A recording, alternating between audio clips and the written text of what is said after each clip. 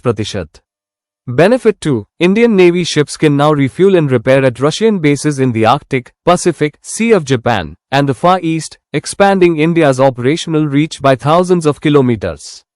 Benefit 3. Faster and cheaper maintenance of Russian-origin platforms like Su-30 MKI, MiG-29, S-400 systems, T-90 tanks, and Ka-31 helicopters.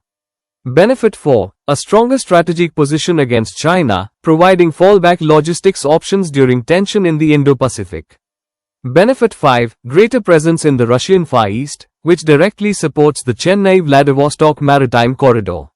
Benefits for Russia. For Russia, RELOS offers access to Indian ports in the Indian Ocean for anti-piracy, humanitarian operations, refueling, and joint exercises.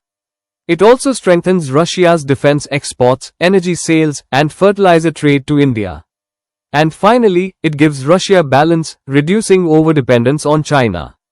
RELOS vs other logistics agreements, compared to LEMOA with the US, ACSA with Japan, and the Logistic Pact with France, RELOS is unique.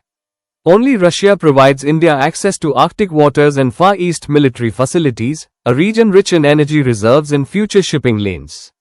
Impact on India-Russia relations by 2030. By 2030, RELOS may enable Indian naval operations near Arctic waters, drastically reduce the shipping time for trade, boost Russian equipment maintenance speed in India, and deepen cooperation in defense technology and energy. RELOS transforms India into a two-ocean plus Arctic capable power. Conclusion: more than a logistics agreement, RELOS is a strategic bridge, connecting India's growing global ambitions with Russia's vast geography and military capabilities.